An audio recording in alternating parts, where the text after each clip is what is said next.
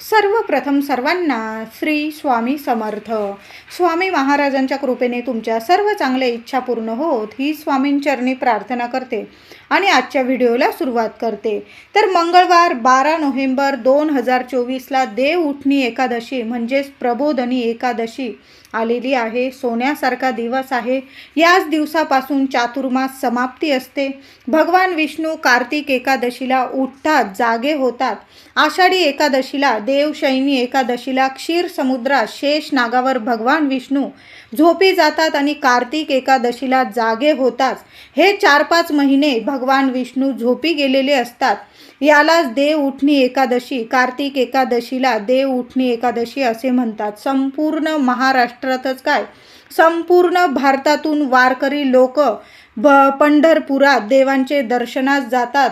म्हणतात ना, आषाढी कार्तिकीला ज्या व्यक्तीला भगवान पंढरपुराला जाऊन विठ्ठलाचे रुक्मिणी मातेचे दर्शन होते, त्यांच्या चरणावर नतमस्तक होण्याची जी संधी भगवान आपल्याला देतात, त्यांच्यासारखं भाग्यवंत या जगी कुणी नाही. त्यांच्या जीवनाचं सार्थक होतं. काही लोक तर त्यांना कळस दर्शन झालं ना, आपल्याला पंढरपुरात जाऊन आषाढी आणि कार्तिकी एकादशीला कळस दर्शनाला सुद्धा खूप महत्त्व असते. मोठी यात्रा असते तिथं. सर्वांनाच माहीत आहे, सर्व वारकरी आषाढी आणि कार्तिकी एकादशीला आपल्या पांडुरंगाला, आपल्या विठू माऊलीला भेटण्यास लांबून लांबून लोक पायी सुद्धा जातात. आषाढी कार्तिकी एकादशीला पायी अनवाणी दर्शनास जातात आणि कष्ट सोसून आपल्या भगवंताचे दर्शन जो व्यक्ती घेतो त्याला म्हणतात पांडुरंग पावतोच आणि त्याच्या जीवनाचं सार्थक होतं.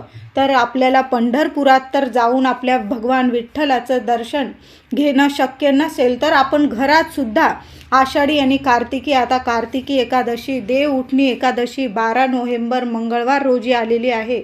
काही सेवा आपण घरात केल्या तर त्या सेवा आपल्या विठू माऊलीपर्यंत नक्कीच पोहोचणार आहे. म्हणतात ना, विठू माऊली कणाकणात आहे. तुम्ही त्या विठू माऊलीला घरातून जरी हाक मारली हृदयापासून, ती विठू माऊली धावत येईल आणि तुमचं नक्कीच प्रार्थना ऐकेल आणि तुमची इच्छा लगेच पूर्ण करेल. तर देव उठणी एकादशी 12 नोव्हेंबर मंगळवार रोजी आलेली आहे. तर आपल्याला काही सेवा, आपल्याला काही उपायसुद्धा करायचे आहे. भारतातून लोक लांबून लांबून देवाच्या दर्शनाला जातात. आपल्याला नाही जमत, आपण घरून सुद्धा सेवा केली, काहीही हरकत नाही. तर आपल्या घराची भरभराटी होण्यासाठी आपण काही उपाय, सेवा करायच्या आहे. त्याचबरोबर या दिवशी काही चुकासुद्धा आपल्याला टाळायच्या आहे, जेणेकरून आपल्याला संपूर्ण कार्तिकी एकादशीचं फळ मिळालं पाहिजे. आपल्याला नाही ना उपास तापास झेपत. काही वेळा आपण आत्तापर्यंत उपवास केले आणि आता आपल्या तब्येतीनुसार नसेल आपल्याला होत उपवास तापास, तर काही अशा सेवा आपण केल्या तर नक्कीच आपल्याला संपूर्ण कार्तिकी एकादशीचं फळ मिळतं. त्याचबरोबर काही चुका आपल्याला या दिवशी अजिबात करायचं नाही. तर या दिवशी चुकूनसुद्धा कुणाची निंदा नालस्ती करायची नाही, कुणाशी खोटं बोलायचं नाही, कुणाचा अपमान करू नका. कुणाला काही देता घेता नाही आलं ना, कुणाचा अपमान करू नका. घरातल्यांचाच काय, बाहेरच्यांचा सुद्धा अपमान करू नका. मांस, कांदा, लसूण, पालेभाजी, वांगी, मसूर, नाचणी, उडीद, चणे हे पदार्थ महिलांनो या दिवशी कार्तिकी एकादशीला चुकूनसुद्धा आपल्या घरात होणार नाही, याची काळजी घ्या. मांसाहार वर्ज्य आहे. कांदा, लसूण खाऊ नका. तुम्ही खात असाल, खाऊ शकता, पण माझं सांगण्याचं काम आहे, मांसाहार वर्ज्य आहे. कांदा, लसूण, एक दिवस कांदा लसूण विरहित स्वयंपाक करून बघा. पालेभाज्या या दिवशी खाऊ नका. त्यात मेथीची भाजी या दिवशी बनवू नका. वांग्याची भाजी बनवू नका. मसूर वर्ज्य आहे. लाल मसूरची डाळ आणि काळा मसूर या दिवशी करू नका. उडदाची डाळ, चणे, काळे चणे ते खाऊ नका या दिवशी. हे पदार्थ चुकूनसुद्धा आपल्या या दिवशी अजिबात घरात शिजवू नका. हे अन्न आपल्याला वर्ज्य करायचं आहे. त्याचबरोबर दशमीपासूनच ब्रह्मचर्याचे आपल्याला पालन करायचं आहे. एकादशीच्या दिवशी चुकूनसुद्धा नख कापू नका, केस कापू नका. त्याचबरोबर घराची झाडलोट करायची असेल महिलांनो, तर आपल्याकडून किडे मुंग्या यांना इजा पोहोचणार नाही याची काळजी घ्यायची आहे. कारण भगवान विष्णू विठू माऊलीला प्रत्येक जीव, मग किडे मुंग्या असू दे किंवा मनुष्य असू दे, प्रत्येक जीव खूप महत्त्वाचा आहे, प्रिय आहे. म्हणून या दिवशी चुकून सुद्धा आपल्याकडून कोणाला इजा होणार नाही. मग ते किड्या मुंगे असू दे किंवा कुणी मनुष्य असू दे, व्यक्ती असू दे, कुणालाच आपल्याला इजा पोहोचवायची नाही आहे. म्हणून महिलांनो, झाडलोट करताना काळजी घ्या की किडे मुंग्या आपल्या हातून त्यांना इजा पोहोचणार नाही आणि मगच तुम्हाला झाडलोट करायची आहे. हे छोटे मोठे आपल्याला या गोष्टींची काळजी घ्यायची आहे आणि मगच आपल्याला आपल्या संपूर्ण कार्तिक एकादशीचं आपल्याला फळ मिळणार आहे. तुम्ही नाही उपास तापास केला तरीही चालेल, पण या गोष्टींची काळजी घेतली तर भगवान विष्णू विठू माऊली नक्कीच आपल्याला भरभरून आशीर्वाद देतील. त्याचबरोबर कार्तिकी एकादशी असू द्या किंवा आषाढी किंवा महिन्यातील 2 एकादशी, 24 एकादशी येतात वर्षातून. कुठल्याच एकादशीला तुळशीला हात लावू नका, तुळस तोडू नका. आदल्याच दिवशी तोडून ठेवली, आता परवा 12 तारखेला प्रबोधनी एकादशी म्हणजेच देव उठणी एकादशी आहे. तुम्ही 11 तारखेला सोमवारी तुळस तोडून ठेवली किंवा तुम्ही विकत आणली तरीही चालेल. त्या दिवशी चुकून सुद्धा आपल्या दारातली तुळस तोडू नका, हात लावू नका.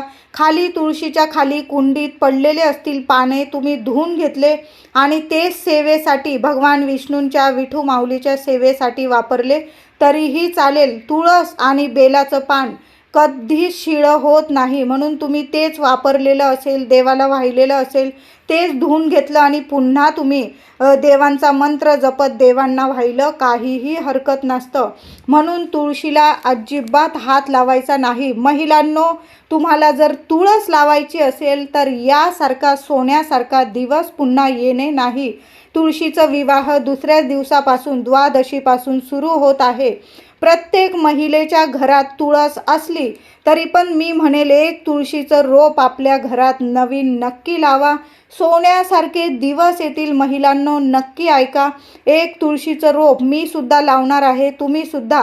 प्रबोधनी एकादशी आहे, देव उठणी एकादशी, दुसऱ्या दिवसापासून तुळशी विवाह प्रारंभ होत आहे. ज्यांचे लग्न कार्यात अडथळे येतात, घरात संतान प्राप्ती होत नाही, आर्थिक टंचाई आहे, खूप पैशांविषयी तुम्हाला आर्थिक टंचाई असेल तर त्या व्यक्तीने आपल्या घरात देव उठणी एकादशीला एक तुळशीचं रोप आपल्या हाताने जरूर लावायचं आहे. तुळस या दिवशी तोडू नका. महिलांनो, या दिवशी लवकर उठायचं आहे आणि तुळशीला पाणी घालण्याऐवजी आपल्याला दूध अर्पण करायचं आहे. त्याचबरोबर ओम नमो भगवते वासुदेवाय नमः, ओम नमो भगवते वासुदेवाय नमः या मंत्राचा जप आपल्याला चालता बोलता करायचा आहे. काही नाही जमलं ना, आपल्याला उपवास तापास नाही जमलं चालेल, पण या मंत्राचा जप अवश्य करा. महिला असो, पुरुष असो, विद्यार्थी असो, या दिवशी देव उठणी एकादशीला 12 नोव्हेंबरला काय करायचं, सकाळी किंवा संध्याकाळी तुळशी समोर उभं राहायचं, हात जोडायचे आणि ओम नमो भगवते वासुदेवाय नमः या मंत्राचा जप तुम्हाला 21 किंवा 108 वेळा जरूर करायचा आहे. तुमची इच्छा ताबडतोब पूर्ण होईल. तुमची इच्छा असेल, बोला किंवा नका बोलू, भगवान विष्णू आपल्या प्रत्येकाच्या मनात काय चाललेलं आहे आपल्यापेक्षा आपल्या देवांना, आपल्या स्वामींना जास्त कळत असतं. म्हणून तुळशी पुढं गुपचूप हात जोडून उभं राहा आणि या मंत्राचा जप अवश्य करा. ओम नारायणाय नमः, ओम नमो नारायणाय नमः. तुम्हाला जो मंत्र आवडतो ना भगवान विष्णूंचा, तो बोललात तरीही चालेल. ओम नमो भगवते वासुदेवाय नमः सुंदर मंत्र आहे, विष्णुप्रिय मंत्र आहे, माता लक्ष्मी प्रिय मंत्र आहे. हा मंत्र 21 वेळा 108 वेळा तुळशी समोर बोला. गपचूप बोला, कोणाला सांगू नका. या दिवशी तुळशीला पाणी घालू नका, दूध अर्पण करा.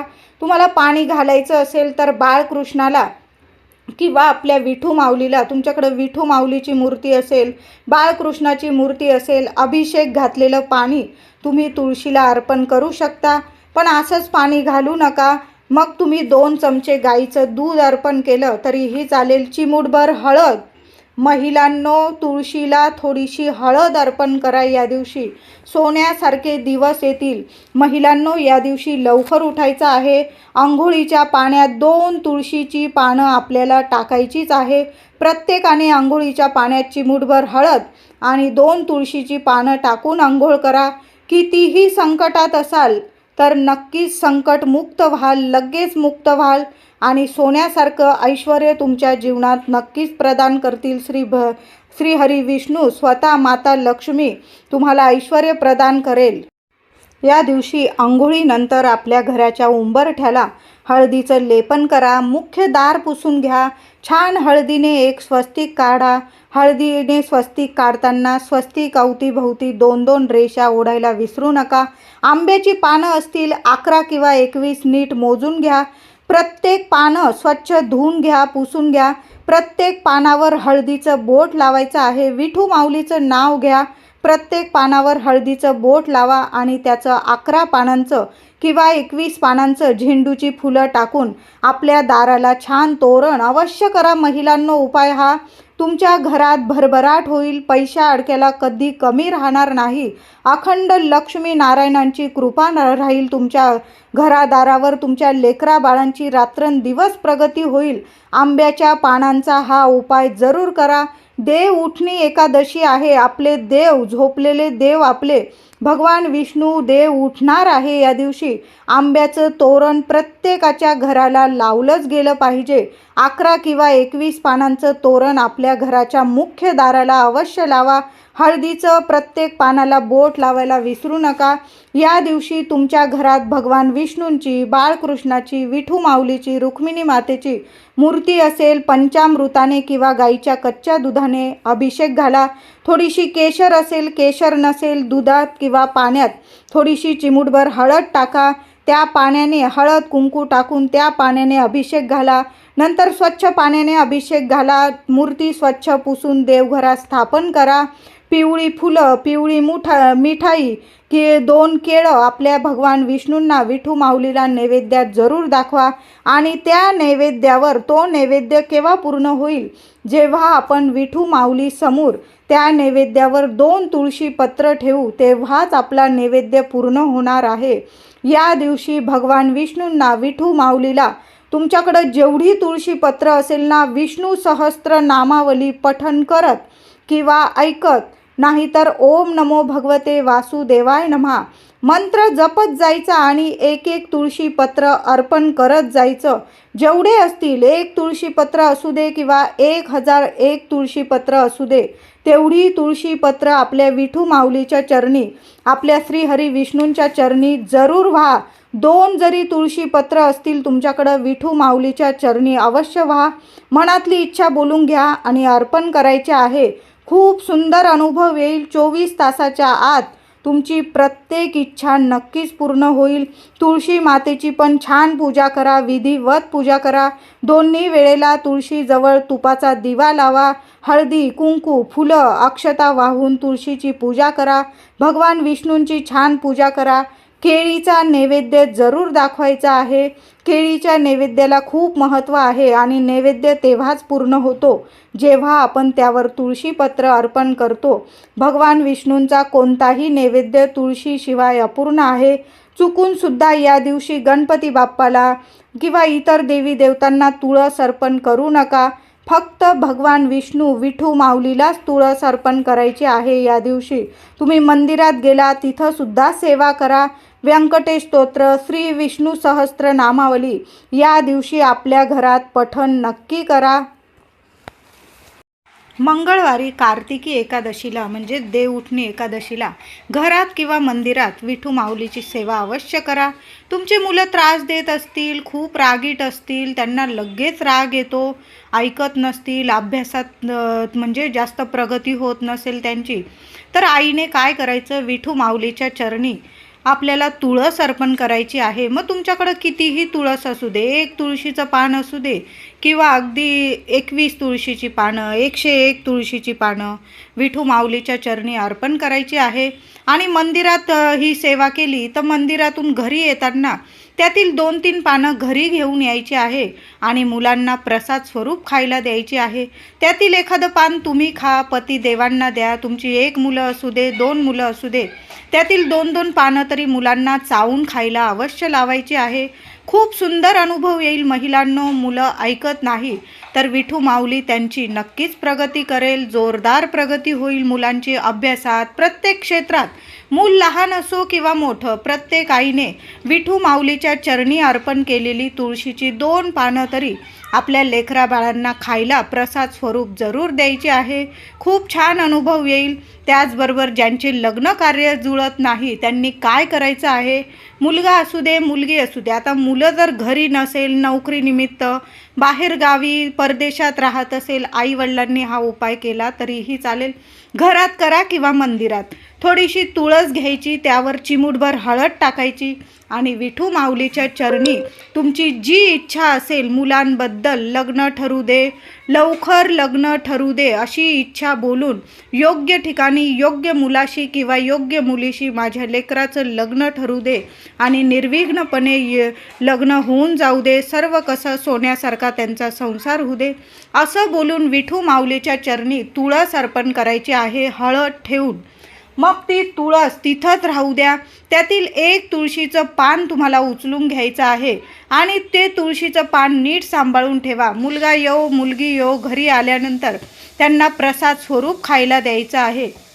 आणि हा उपाय मुलगा किंवा मुलीने स्वतः जरी केला तरीही चालेल. त्याचबरोबर आपल्याला गाईला सुद्धा 1 घास खाऊ घालायचा आहे. तर काय करायचं, थोडीशी मूठभर चण्याची डाळ भिजवून द्यायची आहे. 1-2 तास भिजवली तुम्ही तरीही चालेल, थोडीशीच घ्या. आणि ती भिजलेली चणा डाळ पाण्यातून काढून घ्यायची. त्यावर थोडासा गुळाचा खडा ठेवायचा आणि स्वतःच्या हाताने आपल्याला गाईला खाऊ घालायचं आहे. नाहीच जमलं, एखादी ताजी चपाती घ्या, तूप लावा, साजूक तूप, गाईचं तूप लावा, त्यावर गुळाचा खडा ठेवायचा आहे आणि तो नैवेद्य आपल्याला गाईला स्वतःच्या हाताने खाऊ घालायचा आहे. खूप छान तुमची मुलांची प्रगती होईल. तुमच्या मुलाबाळांच्या लग्नात काही अडथळे असतील, ग्रहदोष असेल, कुंडलीत दोष असतील, विवाहच जुळत नसेल, हा उपाय आईवडिलांनी करा, मुलामुलींनी करा, नक्की करा. बघा, अनुभव आल्याशिवाय राहणार नाही. तुळशीचं लग्न पार पडताच तुमच्या मुलांचं सुद्धा लग्न ठरून येईल. असा चमत्कारिक उपाय आहे. गाईला नक्की खाऊ घाला. जिथं विठू माऊलीचे पाय तिथं म्हणतात ना, गोमाता गोमाता, जिथं तिथं विठ्ठलाचे पाय असतात. म्हणून नक्की गोमातेला हा नैवेद्य खाऊ घालायचा आहे. मुलाबाळांना सुद्धा तुळशीचं 1 पान तरी आपल्याला खाऊ घालायचं आहे. चमत्कारिक बदल आपल्या आयुष्यात नक्कीच जाणवतील. त्याचबरोबर घरात किंवा मंदिरात तुम्ही विठू माऊलीला तुळस आपण अर्पण करणारच आहोत. जेवढे तुळशीची पानं असतील ना, त्यातील 1-2 तुळशीची पानं, वाहिलेले पानामधून 2 तुळशीची पानं घरी घेऊन या आणि आपल्या तिजोरीत किंवा तुम्ही जिथं पैसा ठेवतात, धन ठेवतात, तिथं ती 2 तुळशीची पानं नीट ठेवून द्यायची आहे. आपली आषाढी एकादशी येऊस्तोवर ती पानं हलवू नका. बघा, धन धान्य पैसा कशाला कमी पडणार नाही. 2 तुळशीची पानं विठू माऊलीच्या चरणी अर्पण केल्यानंतर तिथून उचलून घ्या आणि आपल्या तिजोरीत ठेवा. दिवसेंदिवस तुमच्या घरात धन धान्य सोनं नाणं बरकत राहील, लक्ष्मी टिकून राहील. विठू माऊली असा चमत्कार करेल तुमच्या घरात की दिवसेंदिवस तुमच्या घरात पैसा येत राहील, टिकून राहील, स्थिर राहील. लक्ष्मी माता अखंड वास करेल. तर हे उपाय महिला असो पुरुष दादा असो नक्की करायचे आहे. उद्या संध्याकाळी आपल्याला लक्ष्मी प्राप्तीसाठी 2 सेवासुद्धा करायच्या आहे. महिलांनो, विसरू नका. आपल्या घरात लक्ष्मी खेचून आणेल आणि वर्षभर तुम्हाला पैशाला आणि सुख शांतीला कमी पडणार नाही. 100% सांगते. लगेच 24 तासाच्या आत तुमच्या घरात पैसा खेचून येईल. लक्ष्मी, सुख, शांती आणि आनंद, आरोग्य तुमच्या घरात खेचून येणार. हे 2 उपाय आहे. नक्की करा महिलांनो. काय करायचं आहे, 1 दिवा घ्या, मग मातीचा घ्या किंवा तुम्ही पितळाचा कसलाही दिवा घ्या. त्यात तुम्हाला दुहेरी वात टाकायची आहे. आता दुहेरी वात कसली टाकायची, तर ती तुम्हाला कापसाची नव्हे तर तुम्हाला कलावा, लाल पिवळा धागा सगळीकडं तुम्हाला दुकानात मिळून जाईल, अगदी सहज मिळून जाईल. नक्की घेऊन या. संध्याकाळी 6:30 नंतर हा उपाय करायचा आहे. अगदी रात्रीच्या 8-8:30 पर्यंत उपाय केला तरीही चालेल. तर दुहेरी वात करायची, ती पण कलाव्याचीच करायची आहे. लाल पिवळा धागा लक्ष्मी प्रिय धागा आहे हा, म्हणून याचीच वात करायची आहे. आणि त्या दिव्यात तुम्हाला वात ठेवून तूप टाकायचं आहे. गाईचंच तूप टाकायचं आहे. काही माझ्या मैत्रिणींकडं असेल म्हशीचं तूप तर ते जरी टाकलं आणि त्यात चिमूटभर हळद टाकून द्या, म्हणजे कुठले दोष लागणार नाही. तर ते गाईचं तूप टाकून आपल्याला दिवा प्रज्वलित करायचा आहे. दिव्याखाली थोडेसे अखंड तांदूळ ठेवायचे आहे आणि दिवा हातात घ्यायचा आहे. दोन्ही हातात दिवा घ्या आणि तुम्हाला किमान 21 वेळा किंवा 108 वेळा ओम श्रीम नमः, ओम श्रीम नमः, नाही तर कमलात्मक मंत्र तुम्हाला येत असेल तर नक्की म्हणा. नाही आला तर तुम्ही ओम श्रीम नमः, महालक्ष्मीचा बीज मंत्र आहे. अगदी साधा सोपा मंत्र आहे ओम श्रीम नमः. हा मंत्र बोलायचा आहे किमान 21 वेळा तरी महिलांनो उद्या संध्याकाळी बोला आणि तो दिवा तुमच्या देवघरात लावायचा आहे. थोडंसं जास्तीचं तूप टाका, म्हणजे थोडासा किमान 9 वाजेपर्यंत तरी तो दिवा चालू राहील. खूप सुंदर अनुभव आल्याशिवाय राहणार नाही. आणि त्या दिव्यात नंतर तुम्ही ही सेवा करून घेतली, दिवा माता लक्ष्मी समोर ठेवला की तुम्हाला त्या दिव्यात टाकायचे आहे 2 हिरव्या वेलची टाकायची आहे. लक्ष्मी खेचून आणणारा हा उपाय आहे. 2 वेलची नक्की टाका. बघा, कितीही आर्थिक टंचाई असू दे, तुम्हाला पैशाची खूप खूप गरज आहे महिलांनो. पुरुष दादा असेल, महिलांना काही अडचण असेल, माझ्या दादांनी हा उपाय केला तरीही चालेल. कलाव्याची वाट ठेवून साजूक तुपाचा हा दिवा माता लक्ष्मी समोर लावायचा आहे आणि त्यात तुम्हाला 2 हिरव्या वेलची टाकायची आहे. वेलची चांगल्या बघून घ्यायच्या आहे. दिवा थोडा जास्त वेळ चालू द्यायचा आहे आणि त्या दिव्यासमोर माता लक्ष्मीची सेवा झाल्यानंतर तुम्हाला 1 वेळा व्यंकटेश स्तोत्र पठण करायचं आहे. स्वतः पठण करा आणि किमान 108 वेळा ओम नमो भगवते वासुदेवाय नमः, ओम नमो भगवते वासुदेवाय नमः मंत्र जपायचा आहे. ज्या घरात भगवान विष्णूंची ही सेवा केली जाईल त्या घरात अखंड लक्ष्मी नांदेल. कशाला कमी पडणार नाही. पैसाच नाही तर तुमच्या घरात सुख, समृद्धी, आरोग्यसुद्धा लाभेल. तुमच्या मुलाबाळांची, पतिदेवांची, तुमची स्वतःची सुद्धा इतकी 24 तासाच्या आत प्रगती व्हायला लागेल. तुम्हाला अनुभव आल्याशिवाय राहणार नाही. तुम्ही मलाच कमेंट करून सांगाल की ताई खूप छान उपाय सांगितला आहे. नक्की करा महिलांनो. अगदी साधा सोपा उपाय आहे.